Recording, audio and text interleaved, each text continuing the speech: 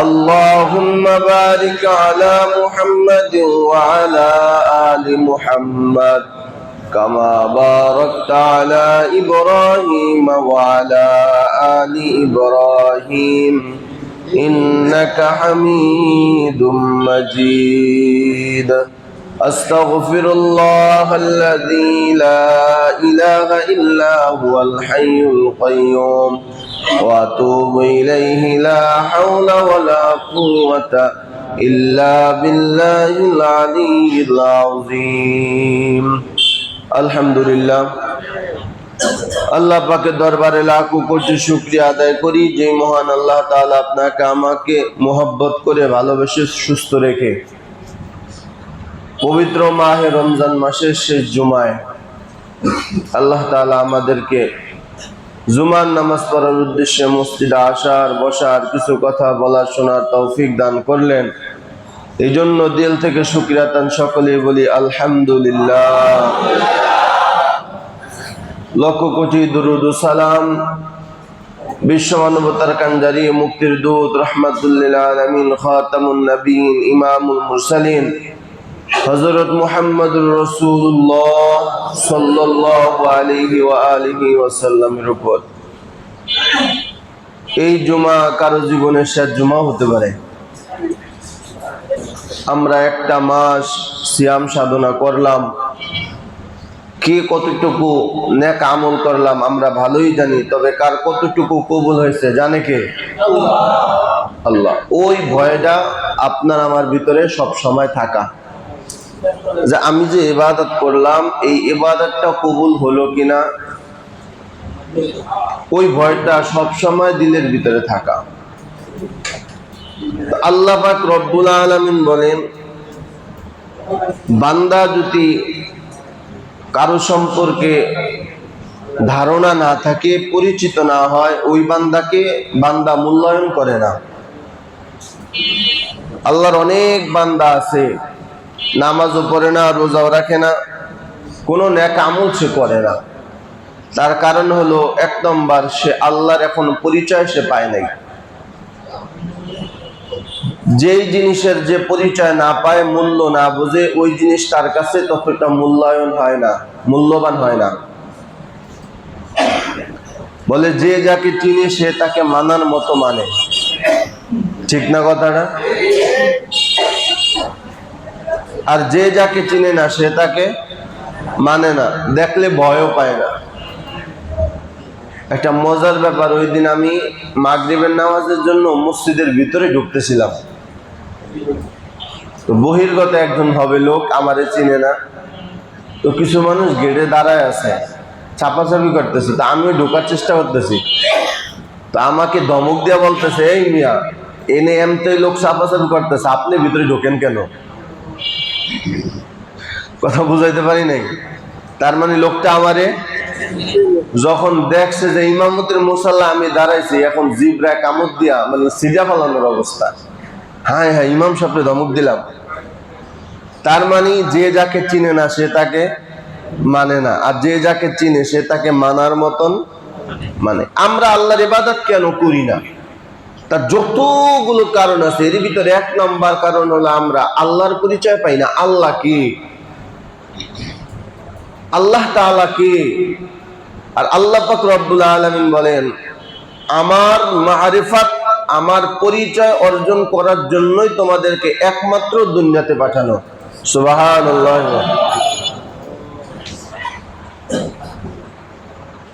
যে সন্তান তার বাবার পরিচয় জানে না, ওটা কি বৈধ সন্তান না অবৈধ সন্তান? সবাই বলেন ভাই, অবৈধ সন্তান। যেই বান্দা তার আল্লাহকে চিনে না, তার রবকে চিনে না, সেও তো কোনোদিন বৈধ বান্দা হতে পারে না। এজন্য আল্লাহ বলেন, ওয়ামা খলাকতুল জিন্না ওয়াল ইনসা ইল্লা লিয়াবুদুন। মুফাসসিরিন ইকরাম বলেন, লিয়াবুদুনা আই লিয়ারিফুন। আরাফা ইয়ারিফু থেকে মারিফাত, মারিফাত মানে গোপন পরিচয় লাভ করা, এটাকে বলা হয় মারিফাত।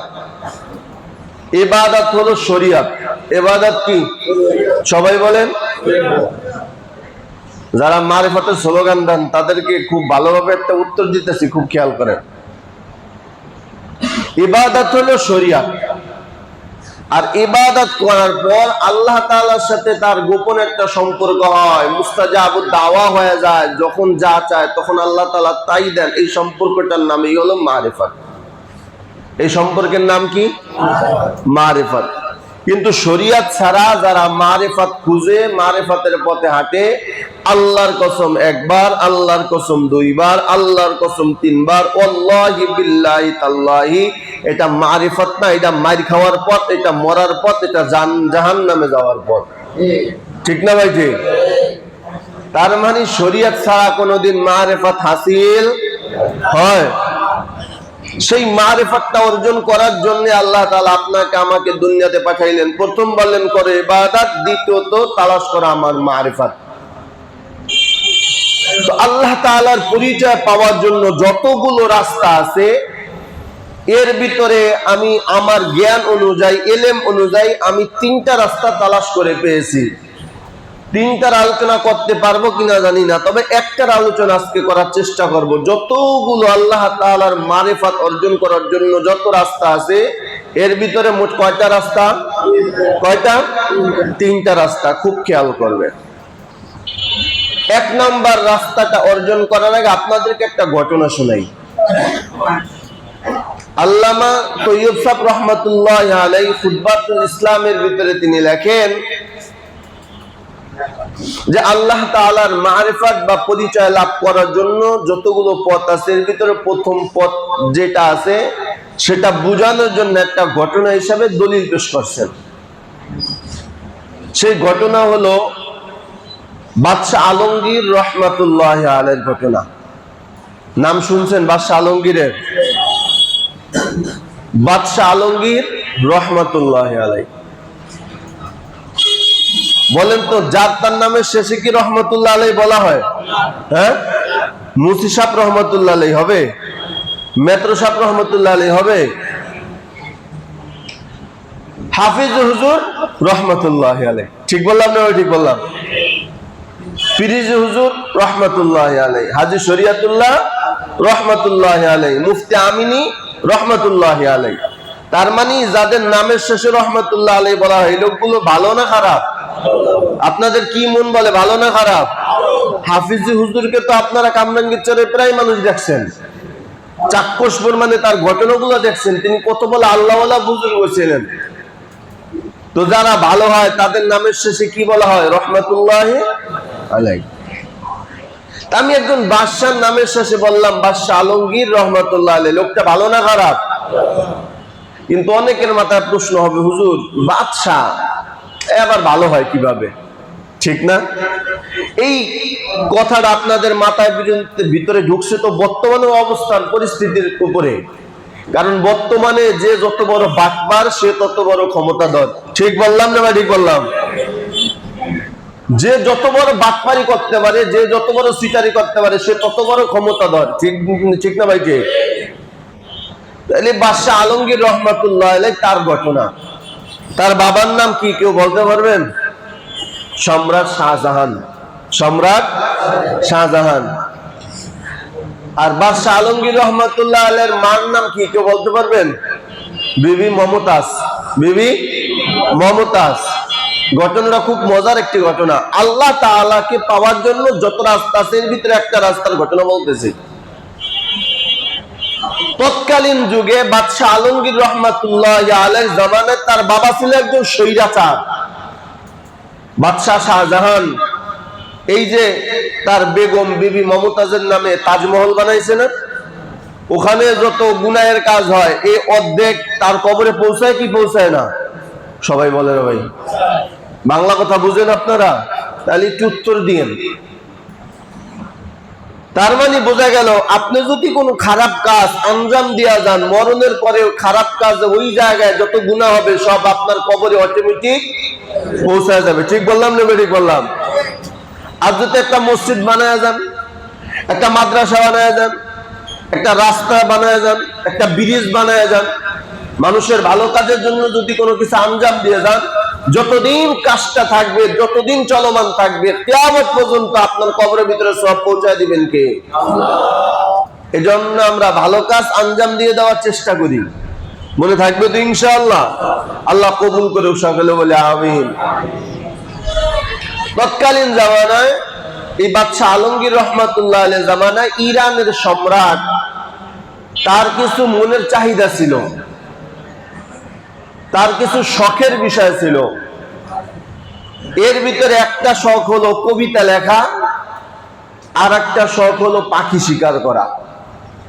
আমাদের বাংলাদেশেও এক সময় যখন পাখি মারা বা ধরা অবৈধ ছিল না, লাইসেন্সধারী অস্ত্র যাদের হাতে ছিল, তারা কিন্তু শখের বশবর্তী পাখি মারত। মনে আছেনি মুরব্বীরা? আমার এক চাচাকে দেখেছি, অনেক আগে ছোট্টকালে দেখতাম, হামাগুড়ি দিয়া তারপরে বন্দুক নিয়ে লাইসেন্সধারী অস্ত্র নিয়ে পাখি শিকার করত। আপনারা বলেন এটা কি পেটের দায় করত, হ্যাঁ না শখের বিষয়? শখের বিষয়। কবিতা লেখা এটা শখের বিষয়। তাহলে পূর্বের মানুষের যত শখ ছিল সব ভালো শখ ছিল। ঠিক বললাম না? আমি ঠিক বললাম? আর এই যুগে মানুষের যত শখ আছে, মনে করেন বিড়ি খাওয়া, একটা শখে শখে বিড়ি খায়, একটু মদ খায়, একটু শখে শখে খায়, একটু সুদ খায়, এই একটু শখে শখে খায়। নাউজুবিল্লাহ বলেন সবাই। তাহলে পূর্বের মানুষের যত শখ ছিল সব ভালো, বর্তমান মানুষের শখে শখে যা কাজ করে সব খারাপ। ঠিক বললাম না? আমি ঠিক বললাম? ও জামানা মুআজ্জাজ থে আমিলে কুরআব কর, ও জামানা মুআজ্জাজ দে আমিলে কুরআব কর, आलम हुआ हो कि आबे आखे कर। বাদশা আলমগীর রহমাতুল্লাহ আলাইহি, তার জামানায় ইরাকের সম্রাট, তার শখের বিষয় ছিল পাখি শিকার করা, আর একটা শখের বিষয় হলো কবিতা লেখা। শখের বশবর্তী হইয়া ইরানের সম্রাট তিনি একটা কবিতা লেখলেন। এ আমার বাবা, আরবি কবিতা লিখতে কিন্তু কমপক্ষে 14টা শর্ত শারায়াত লাগে। কাফিয়া ঠিক থাকা লাগে, মিজান ঠিক থাকা লাগে, মাজা ঠিক থাকা লাগে, অর্থ ঠিক থাকা লাগে। অনেকগুলো শর্ত শারায়াত মানার পর একটা কবিতা হয়, তাও এক লাইনে কবিতা হয় না, 2 লাইনে পরিপূর্ণ একটা কবিতা হয়। কিন্তু বাংলা উড়ান তুরান ফুরান দিয়াও যেই কোনো ভাবে একটা কবিতা লেখা যায়, কিন্তু আরবি কবিতা এত সহজ ভাবে লেখা যায় না। এই ইরানের সম্রাট তিনি শখের বশবর্তী হইয়া একটা কবিতা লেখলেন, দুররে আবলাগ কাছে কাম্বি দা মাওজুদ, দুররে আবলাগ কাছে কাম্বি দা মাওজুদ। এই কবিতাটা এক লাইন লেখার পর তার মাথার ভিতরে কবিতার দ্বিতীয় লাইন আর মাথার ভিতরে আসে না। দুররে আবলাগ কাছে কাম্বি দা মাওজুদ অর্থ হলো, তোমরা কি কখনো সুরমা মিশ্রিত মুতির দানা কখনো দেখছো নাকি? অর্থ কি? তোমরা কখনো সুরমা মিশ্রিত মুতির দানা দেখছো নাকি? এক লাইন কবিতা লেখার পর তার মাথার ভিতরে দ্বিতীয় লাইন আসে না। ইরানের সম্রাট তার শখের বিষয় হলো, যেভাবে হোক না কেন আমি কবিতার দ্বিতীয় লাইনটা আমি মিলাবো। কিতাবের ভিতরে লেখে, চেপে রাখা ইতিহাস কিতাবের ভিতরে আছে, এই কিতাবটার ভিতরে আছে ওই ইরানের সম্রাট ওই এক লাইন কবিতা লেখার পর দ্বিতীয় লাইন আর মাথায় আসে না। 1 সপ্তাহ চিন্তা করলেন, নিজে ব্যর্থ হয়ে গেলেন। তবে নিজেকে ব্যর্থতার পরিচয় না দিয়া তার রাজ্যের ভিতরে যত বড় বড় কবি আছে সমস্ত কবিরা ডাক ডাকাও, আমার কবিরা, আমি ইরানের সম্রাট একটা কবিতা লেখলাম, প্রথম লাইন লেখলাম, দ্বিতীয় লাইনটা মিলাইতে পারি না। যদি তোমরা আমার কবিতার দ্বিতীয় লাইনটা মিলাই দিতে পারো, আমার ইরান রাজ্যের অর্ধেক তোমাদেরকে আমি দান করে দেব। চিৎকার মেরে কন্যা সুবহানাল্লাহ। ইরানের সম্রাট ঘোষণা দেওয়ার পর তার রাজ্যের যত বড় বড় কবি আছে সবাই চেষ্টা করতেছে, কেউ দ্বিতীয় লাইনটা মিলাইতে পারে না। প্রথম লাইনটা হইলো দুর্রে আবলাগ কাছে কাম্বি দা মওজুদ। অর্থ হলো, কখনো কি তোমরা সুরমা মিশ্রিত মুতির দানা দেখছো নাকি? রাজ্যের বড় বড় কবিরাও ব্যর্থ হয়ে গেল। ইরান সম্রাট ডাক ডাকে, আমি ব্যর্থ হব না। কি করলো? বিভিন্ন দেশে দেশে এই চিঠি হিসাবে চিঠিগুলো প্রেরিত করলো, চিঠি পাঠায় দিল। ইরানের সম্রাট একটা কবিতার লাইন মিলাইছে, দ্বিতীয় লাইনটা যদি কেউ মিলাইয়া দিতে পারে তাহলে ইরান রাজ্যের অর্ধেক তাকে দান করা হবে। সুবহানাল্লাহ। এটা কি পেটের দায় না শখের বশবর্তী হয়ে? সবাই বলেন না কেন? শখের। কিন্তু আগেকার বাদশাদের একটা অভ্যাস ছিল, তারা হারতে রাজি ছিল না। তারা কখনো নিজেকে হার মানতে রাজি না, জিততেই হবে, এই জিত তাদের ভিতরে ছিল। ওই ইরানের সম্রাটের পত্র আসতে আসতে আসতে আসতে হঠাৎ একদিন বাদশাহ আলমগীর রহমাতুল্লাহ আলাইহির কাছে চলে আসলো। বাদশাহ আলমগীর রহমাতুল্লাহ আলাইহির কাছে চিঠি আসার পর বাদশাহ আলমগীর রহমাতুল্লাহ আলাইহি চিঠি পড়ে দেখে, চিঠির ভিতরে লেখা আছে, যদি বাদশার কবিতার দ্বিতীয় লাইনটা মিলায়া দিতে পারে ইরান রাজ্যের অর্ধেক দিয়া দিবে। বাদশাহ আলমগীর রহমাতুল্লাহ আলাইহি তার রাজ্যের ভিতরে যত কবি আছে সমস্ত কবিরে বইলা দিল, কেউ যদি দ্বিতীয় লাইনটা মিলাইতে পারো ইরান রাজ্যের অর্ধেক পেয়ে যাইবা। বলো কে পারবা? সব কবিরা ব্যর্থ হয়ে গেল, কেউ পারতেছে না। হঠাৎ করে বাদশাহ আলমগীর রহমাতুল্লাহ আলাইহি ভাবলেন, আমার ঘরের ভিতরে তো আমার একটা কন্যা আছে যার নাম হলো জীবুন্নেসা। জোরে জোরে কোন সুবহানাল্লাহ। আমার কলিজা টুকরা কন্যা সন্তান জীবুন্নেসা। এই জীবুন্নেসারে মাঝে মধ্যে দেখি ঘরে বৈশা বৈশা কবিতা পড়ে, আমার নবীর নামে বানায় বানায় কবিতা বইরা দুরূদ শরীফ পড়া আমার আল্লাহ তাআলার কাছে দোয়া করে। সুবহানাল্লাহ।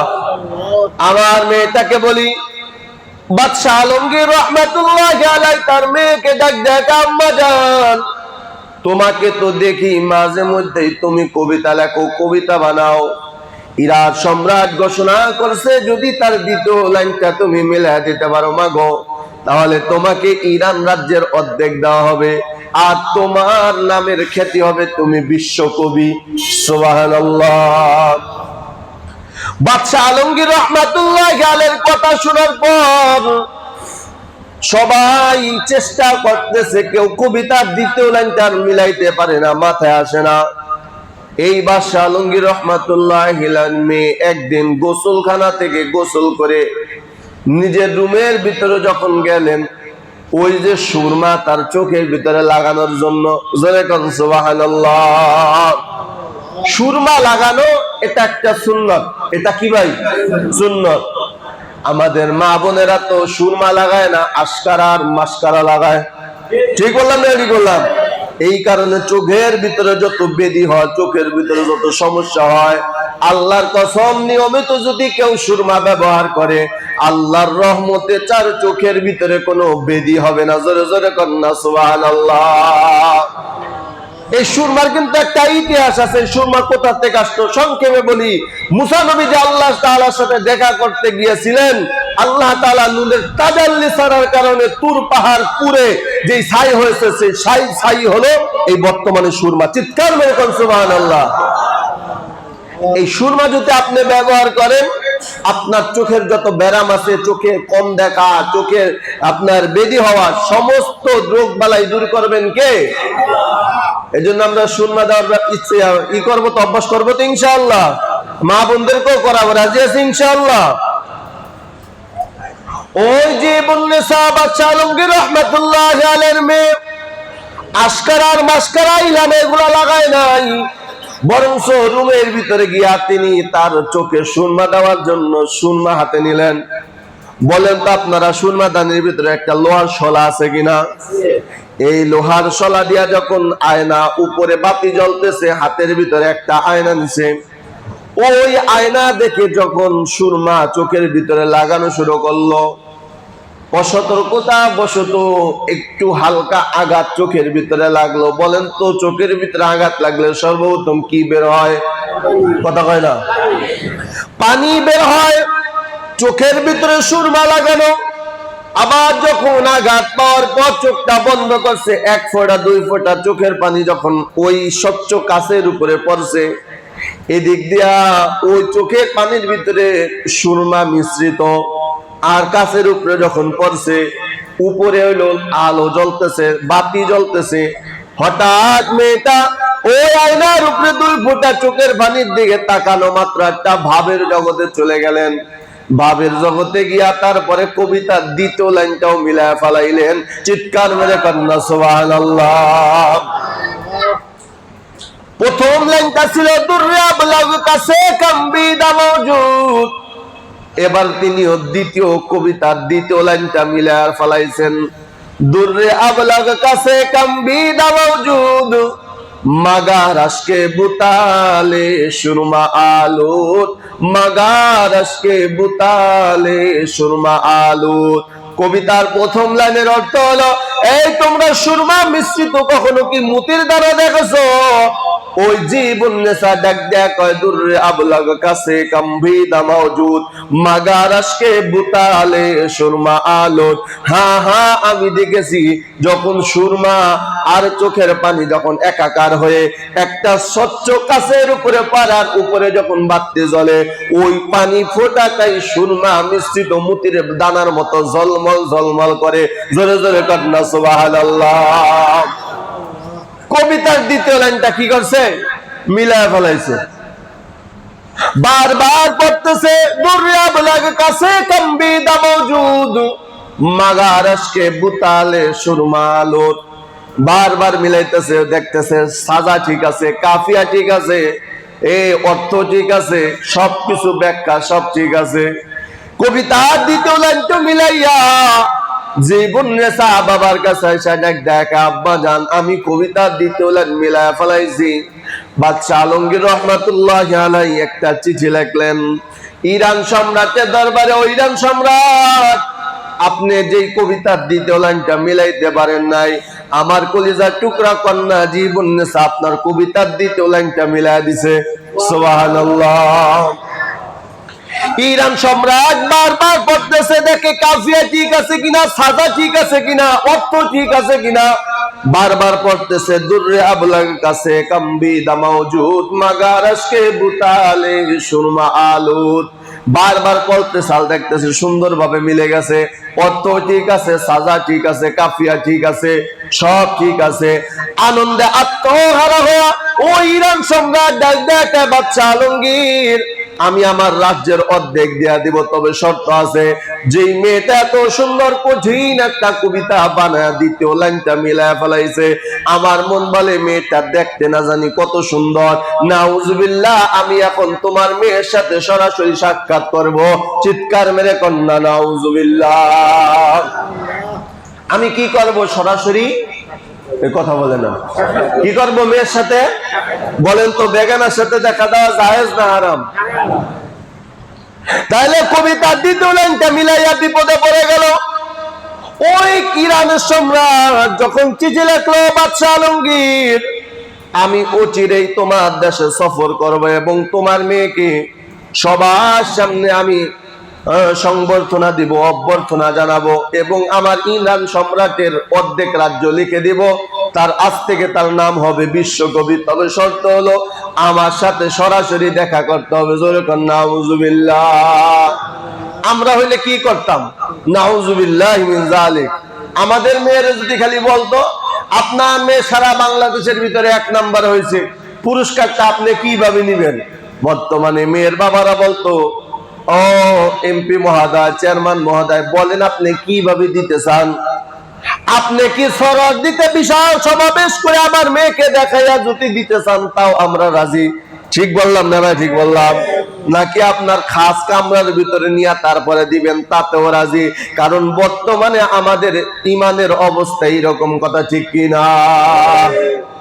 যদি এই রকম না হইতো, তাহলে একেবারে হাট্টা গাট্টা যুবতী মেয়েদেরকে আমরা কখনো শিক্ষা সফরের নামে কখনো তাদেরকে ওই পার্কে আর কক্সবাজারে আমরা বেড়াতে দেওয়ার সুযোগ দিতাম না। ঠিক বললাম না? ঠিক বললাম। শিক্ষা সফর নামে একটা ধোঁকাবাজি শুরু করছে, যুবতী মেয়েদেরকে নিয়ে এই বেপর্দায় করে গান বাদ্য করে সেই কক্সবাজার, সেই রবীন্দ্রনাথ ঠাকুরের কবর জিয়ারত করে আসছে। চিৎকার মেরে বলেন নাউজুবিল্লাহ। এজন্য বাবাদেরকে কিয়ামতের ময়দানে আগে ধরা খাবে। যে সমস্ত বাবারা যে সমস্ত মেয়েদেরকে এই অশালীন কাজ থেকে বিরত রাখতে পারতেছেন, আপনি বাবা হওয়ারই যোগ্য না। কিয়ামতের ময়দানে আল্লাহ আগে আপনাকে ধরবে, তারপরে ছেলে মেয়েকে। আল্লাহ হেদায়েত দান করো, সকলে বলে আমিন। যখন এই কবিতা লেখছেন বাদশাহ আলমগীর রহমাতুল্লাহি আলাইহি চোখের পানি ছেড়ে আল্লাহ তাআলার কাছে দোয়া করে, আল্লাহ শুনলাম এই কি বললো ইরান সম্রাট, এখন তো মেয়েকে বেপর্দায় হতে হবে। চোখের পানি নিয়ে বাদশাহ আলমগীর রহমাতুল্লাহি আলাইহি জীবুন্নেসার কাছে ডাকা মাগো, কবিতা দ্বিতীয় লাইন মিলাইয়া ভালো করছো, তবে তোমার এখন একটা ক্ষতি হয়ে যাবে মা। আব্বাজান বলেন কি ক্ষতি? বলে ইরান সম্রাট আমার দেশে সফর করবে এবং সবার সামনে তোমার বেপর্দা করে সবার সামনে তোমাকে অভ্যর্থনা জানাবে, তোমাকে বিশ্বকবির খেতাব দিবে। ওই মেয়েটা ডাকা আব্বাজান কোনদিন সম্ভব না, কোনদিন সম্ভব না। আপনি আমার একটা কথা, হাতে একটা খাতা দেন আর একটা কলম দেন, আমি পুনরায় আর একটা চিঠি ইরান সম্রাটের কাছে পাঠিয়ে দিব। সুবহানাল্লাহ। ওই মেয়েটার হাতে তার আব্বাজান হাতে একটা কলম দিল আর একটা খাতা দিল। ওই মেয়েটা আবার পুনরায় একটা কবি লেখলো, আবার পুনরায় আর একটা কবিতা লেখলো। কবিতার ভিতরে লেখছে, ইরান সম্রাট আমাকে দর্শন করার জন্য আমার দেশে আসতে হবে না, আমাকে দেখার জন্য আমার দেশে আসতে হবে না, বরং তুমি যদি আমাকে দেখতে চাও, আমার সম্পর্কে যদি তুমি জানতে চাও, তাহলে তুমি আমার কবিতাটা বার সুন্দর করে পড়ো। ওই কবিতার সাথে আমি এমন ভাবে মিলে আছি, ফুলের গেরান যেইভাবে ফুলের সাথে মিশে আছে। চিৎকার মেরে কন্যা সুবহানাল্লাহ। আমার কাছে আসার জন্য তোমার দেশে আসা লাগবে না, আমার সম্পর্কে জানার জন্য আমার দেশে আসা লাগবে না, আমার কাছে আসা লাগবে না। আমার সম্পর্কে যদি তুমি জানতে চাও, আমার কবিতার দিকে নজর করো, আমার লেখার দিকে নজর করো। তুমি যতবার নজর করবা, যতবার গবেষণা করবা, ততবার আমিকে দেখার তুমি স্বাদ অনুভব করবা। সুবহানাল্লাহ। এই আমার বাবা আল্লাহর ওলিরাই ঘটনা দিয়া দলিল পেশ করেন, এ দুনিয়ার মুসলমান, যদি আল্লাহর পরিচয় বান্দা তুমি পেতে চাও, তাহলে আল্লাহর বাড়ি আরশ আযিমে তোমার যাওয়া লাগবে না। আল্লাহ তাআলাকে কষ্ট করে সে আরশ মহল্লায় তোমার যাওয়া লাগবে না। আল্লাহ পাক রব্বুল আলামিন বলেন, আমি দুনিয়াতে তোমাদের কাছে একটা চিঠি পাঠিয়ে দিলাম, ওই চিঠির নাম হলো কোরআন। জোরে জোরে কোন সুবহানাল্লাহ। ওই কোরআন বেশি বেশি তেলাওয়াত করো, তুমি সূরা ইখলাস বেশি বেশি তেলাওয়াত করো, সূরা কদর বেশি বেশি তেলাওয়াত করো। এই ফজিলত সম্পূর্ণ যত সূরা আছে, এগুলো বেশি বেশি যদি তেলাওয়াত করতে পারো, আমি আল্লাহ এমন ভাবে আমার সূরার সাথে মিশে আছি, আমার কোরআনের সাথে মিশে আছি, যেইভাবে ফুল তার ঘেরান ফুলের সাথে মিশে আছে। সুবহানাল্লাহ। তাহলে আল্লাহ তাআলাকে পাওয়ার জন্য, আল্লাহর মারিফত অর্জন করার জন্য আমাদের বেশি বেশি এক নাম্বার কি তেলাওয়াত করতে হবে? সবাই বলে না কেন? এই কোরআন তেলাওয়াতের মধ্যে সবচেয়ে বেশি তেলাওয়াত করতে হবে সূরা ইখলাস। সূরার নাম কি? সূরা ইখলাস। কুল হুয়াল্লাহু আহাদ আল্লাহুস সামাদ লাম ইয়ালিদ ওয়া লাম ইউলাদ ওয়া লাম ইয়াকুল লাহু কুফুয়ান আহাদ। আল্লাহ পাক রব্বুল আলামিন বলেন, এ দুনিয়ার মুসলমান, তোমরা যদি আমি আল্লাহর পরিচয় অর্জন করতে যাও, আমি আল্লাহর মারিফত অর্জন করতে যাও, তাহলে সূরা ইখলাস বেশি বেশি তেলাওয়াত করো, দেখবা অচিরেই আমি আল্লাহর পরিচয় পাওয়া যাইবা। সুবহানাল্লাহ। তাহলে আল্লাহ তাআলা তার পরিচয় অর্জন করার জন্য, আল্লাহ তাআলা তার মারিফত অর্জন করার জন্য দুনিয়াতে পাঠাইলেন। আর মারিফত অর্জন করার জন্য যত রাস্তা আছে, এর ভিতরে এক নাম্বার রাস্তা হলো কোরআন তেলাওয়াত বেশি করা। মনে থাকবে তো ইনশাআল্লাহ? হুজুর পুরা কোরআন শরীফ পারি না, সূরা ইখলাস পারি না আমরা, কথা বলেন কেন? সব সময় সূরা ইখলাস তেলাওয়াত করবেন, সব সময়। কুল হুয়াল্লাহু আহাদ, আল্লাহ একক। আল্লাহ কয়জন? আল্লাহর কোনো শরীক আছে? আল্লাহুস সামাদ, আল্লাহর কি নাই কোনো শরীক নাই। লাম ইয়ালিদ ওয়া লাম ইউলাদ, তিনি কারো তাকে জন্ম দেন নাই, কাউকে জন্ম দেন নাই। ওয়া লাম ইয়াকুল লাহু কুফুয়ান আহাদ, তিনি কারো মুখাপেক্ষী নাই, সবাই তার মুখাপেক্ষী। ঠিক বললাম না? ঠিক বললাম। এই ছোট্ট সূরার ভিতরে আল্লাহ তাআলা তার পরিচয় দিয়ে দিয়েছেন। এজন্য বেশি বেশি কাজে তেলাওয়াত করবে, অচিরেই মারিফাত অর্জন হবে কার? তাহলে আল্লাহ তাআলার মারিফাত অর্জন করার যত রাস্তা আছে, এর ভিতরে এক নম্বর রাস্তা হলো বেশি বেশি কোরআন তেলাওয়াত করা। আল্লাহ তাআলা বলেন, আমি আমার কোরআনের সাথে এমন ভাবে জড়িত হয়ে গেলাম যেইভাবে ফুলের ঘেরান ফুলের সাথে জড়িত। সুবহানাল্লাহ। বলেন তো, ফুল থেকে ঘেরানকে কি কখনো আলাদা করা যায়? কি বলেন, যায়? তাহলে ফুল থেকে ঘেরানকে যেভাবে কোনোভাবেই আলাদা করা সম্ভব না, ঠিক আল্লাহ বলেন, বান্দা তুমি কোরআনের সাথে এইভাবে মিলে যাও, কোরআন থেকে আমি আল্লাহকেও আলাদা করা সম্ভব না। সুবহানাল্লাহ। এজন্য আল্লাহ তাআলার মারিফাত অর্জন, আল্লাহর পরিচয় লাভের জন্য এক নাম্বার পদ্ধতি হলো বেশি বেশি কোরআনে কারিমের তেলাওয়াত। তার মানে সূরা ইখলাস বেশি বেশি তেলাওয়াত করবেন। আমি রাজি আছি ইনশাআল্লাহ। দুই নাম্বার, আল্লাহ পাক রব্বুল আলামিনের মারিফাত অর্জন করার জন্য দুই নাম্বার পদ্ধতির নাম কি? আল্লাহ রাসূল সাল্লাল্লাহু আলাইহি ওয়াসাল্লাম হাদিস শরীফের ভিতরে বলেন, তাফাক্কারু ফি খালকিল্লাহ ওয়ালা তাতাফাক্কারু ফিল্লাহ ফাইন্নাকুম লান তাকদিরু কদরাহু। আল্লাহ পাক রব্বুল আলামিনের পয়গম্বর বলেন, ও দুনিয়ার উম্মত, তোমরা যদি আল্লাহ তাআলার মারিফাত অর্জন করতে চাও, আল্লাহ তাআলার পরিচয় লাভ করতে চাও, তাহলে দ্বিতীয় পদ্ধতি হলো তাফাক্কারু ফি খালকিল্লাহ, সব সময় আল্লাহর মাখলুকাত নিয়ে গবেষণা করবা। সুবহানাল্লাহ। আর জোরে বলেন সুবহানাল্লাহ। আল্লাহর মাখলুকাত নিয়ে গবেষণা করবা। একটা মুরগির বাচ্চা নিয়ে গবেষণা করবা, একটা ছাগলের বাচ্চা নিয়ে গবেষণা করবা, একটা গরু নিয়ে গবেষণা করবা। কেমনে আমার আল্লাহ এত সুন্দর করে গরুটা বানাইলো। আখারে এই যে মুরগির বাচ্চা মায়ের পেট থেকে বের হওয়া মাত্র কয়েকদিনের ভিতরে হাঁটা শুরু করে দেয়, এই কুদরত কার? জোরে বলেন না কার? কেমনে আল্লাহ তাআলা এগুলো সৃষ্টি করলেন? নিজেকে নিয়ে মাঝে মধ্যে গবেষণা করবা হে মুমিন। এজন্য আল্লাহর ওলিরা বলেন, মান আরাফা নাফসাহু ফাকাদ আরাফা রাব্বাহ, যে নিজেকে চিনলো সে আল্লাহকে চিনলো। সুবহানাল্লাহ। জোরে কোন সবাই। মান আরাফা নাফসাহু ফাকাদ আরাফা রাব্বাহ, যে নিজেকে চিনলো সে আল্লাহকেও চিনলো। নিজেকে নিয়ে মাঝে মধ্যে গবেষণা করবা, আমি কোথায় ছিলাম, কোথায় আছি, কোথায় আবার রওনা করলাম। এক সময় আমার কোনো অস্তিত্ব ছিল না। আমি হাল আতা আলাল ইনসানি হিনুম মিনাদ দাহরি লাম ইয়াকুন শাইআম মাযকুরা, আমি একটা নাপাক পানি ছিলাম, আমি একটা নাপাক পানি ছিলাম। ওই নাপাক পানি থেকে আমার আল্লাহ তাআলার রক্ত, ওই নাপাক পানিটা রক্তে পরিণত করলেন।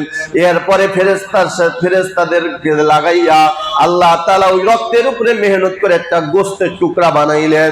এরপরে হাত বানাইলেন, এরপরে পাও বানাইলেন, কান বানাইলেন, নাক বানাইলেন, চক্ষু বানাইয়া আমার মায়ের গর্ভের ভিতরে আল্লাহ আমার একটা শিশু হিসাবে আল্লাহ তাআলা বানায় দিলেন।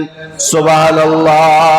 এ আমার বাবা, চিন্তা করবা, ওই মায়ের গর্ভের ভিতরে তাইকা আল্লাহ তাআলা কেমনে আমার খাবারটা মায়ের গর্ভের ভিতরে পৌঁছে দিয়েছেন।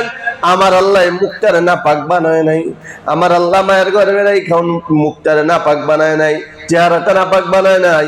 আমার আল্লাহ চাইলে মুখ দিয়া রক্ত খাওয়াইয়া তোমার ক্ষুধা নিবারণ করতে পারতো। আমার আল্লাহ কয়, না না, এই জবান দিয়ে একমাত্র পবিত্র রাখলাম, কারণ এই জবান দিয়ে যা বলবি সাথে সাথে কবুল করবেন কে? আল্লাহ। এজন্য জবানটা যত পবিত্র হবে, দোয়াটা তত তাড়াতাড়ি কবুল হবে। আল্লাহ তাআলা বলেন, জবানটার নাপাক বানাইলাম না, রক্ত জবান দিয়ে ঢুকাইলাম না, বরং মায়ের নাভির সাথে তোর নাভির সাথে তার আমি জোড়া লাগাইয়া নাফির তারের ভিতরে আমি আল্লাহ তোর ক্ষুধা নিবারণ করলাম। সুবহানাল্লাহ। আমার বাবা মাঝে মধ্যে চিন্তা করবেন, মায়ের গর্ভে থেকে আমি কিভাবে আর দুনিয়াতে আসলাম, আসার পর আমি কমপক্ষে 7-8 মাস 2 বছর পর আমি আবার হাঁটা শুরু করলাম। এরপরে আস্তে আস্তে যখন আমার বয়স 15 হয়ে গেল, আমার মুছ উঠলো, দাড়ি উঠলো, এগুলো কে জ্বালাইতেছে? আরো জোরে বলেন না কে? আবার আল্লাহর কুদরত দেখেন, একে ঘরের একে পাতিলের খাবার আপনিও খান, আপনার বাবাও খায়, কিন্তু ওই খাবারটা খাওয়ার কারণে আপনি হইতেছেন শক্তিশালী, আপনার বাবা হইতেছে দুর্বল। ঠিক বললাম না ভাই? ঠিক বললাম। এই কুদরত একমাত্র তিনি কার? আরো জোরে বলেন না কার?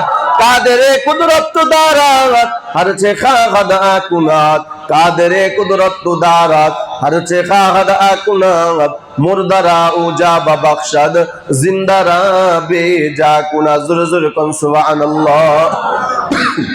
এজন্য আল্লাহ তাআলা বলেন, আমার মারিফত অর্জন করার জন্য 2 নাম্বার রাস্তা হলো মাখলুকাত নিয়ে গবেষণা করবা। কি নিয়া?